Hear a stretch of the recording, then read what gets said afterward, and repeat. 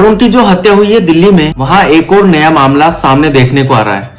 दोनों ही पक्ष न्याय की मांग कर रहे हैं। अब आप बताइए कि किसे न्याय मिलना चाहिए। एक तरफ ये माँ है जिसने 25 साल तक अपने बेटे को पाल पोस कर बड़ा किया और कुछ लोगों ने उसकी बड़ी बेरहमी से पीट पीट कर हत्या कर दी। इस माँ को अपने बेटे के लिए न्याय चाहिए। दूसरी तरफ ये औरत देख लीजिए, ये वही लोग है जिसके घर वालों ने तरुण की हत्या कर दी थी। अब कुछ लोगों ने इनका घर तोड़ दिया, तो अब इनका ये कहना है कि जो हमारा घर टूटा है वो कानूनी तरीके से नहीं टूटा है, तो हमें इसके लिए न्याय चाहिए। तो मेरा आपसे सिर्फ एक सवाल है कि जो आपने तरुण को डंडों से, सरियों से और बड़े बड़े पत्थरों से पीट पीट कर जान से मार डाला, क्या वो कानूनी तरीका था? चलिए, आपके साथ तो लोग खड़े हो चुके हैं, आ भी गए बारकोड लेकर चंदा इकट्ठा करने।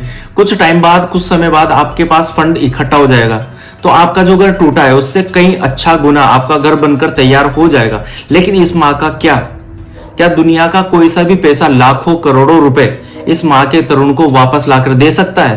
और मैं बिल्कुल भी सपोर्ट नहीं करता जिस तरीके से आपका घर टूटा है, ये कोई न्याय नहीं है। क्योंकि मैं अच्छे से जानता हूं आपके कई ऐसे लोग हैं जो कतार लगाकर खड़े हैं आप लोगों की मदद करने के लिए। अगर न्याय देना है तो ऐसा दो कि जिस तरीके से तरुण की माँ जिंदगी भर रोएगी, तड़पेगी तरुण को याद कर करके, इनको भी ऐसी सजा देनी चाहिए कि इनको भी याद रहना चाहिए कि इन्होंने एक माँ के तरुण को छीना है। और सबसे बड़ी बेशर्मी की बात तो ये लग रही है कि कई लोग इनके सपोर्ट में खड़े।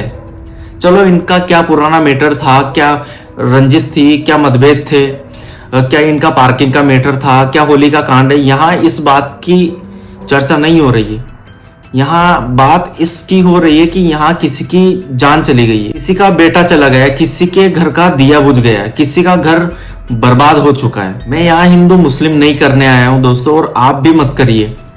हमें और आपको मिलकर तरुण को न्याय दिलाना चाहिए। वहां जाकर खड़े होकर आप उस महिला की मदद कर रहे हैं, आपको शर्म आनी चाहिए। आप किस मिट्टी से बने हो यार? आप ये काम कर रहे हो, कल को कोई दूसरा परिवार खड़ा हो जाएगा, उनको हिम्मत मिलेगी कि किसी को भी मार दो, बाद में क्या घर टूटेगा, हमारे लोग खड़े हैं हमारे पीछे, चंदा इकट्ठा करके हमें फिर से पैसे दे देंगे। मेरा आपसे एक सवाल है, अगर तरुण आपका छोटा भाई होता, आपका बड़ा भाई होता, या आपके परिवार का बेटा होता, तो क्या फिर भी आप इनके लिए चंदा इकट्ठा करते?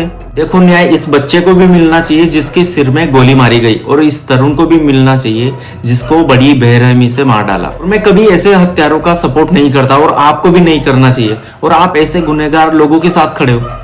याद रखना, इन लोगों का घर तो वापस आ जाएगा, लेकिन एक माँ का तरुण कभी वापस नहीं आएगा।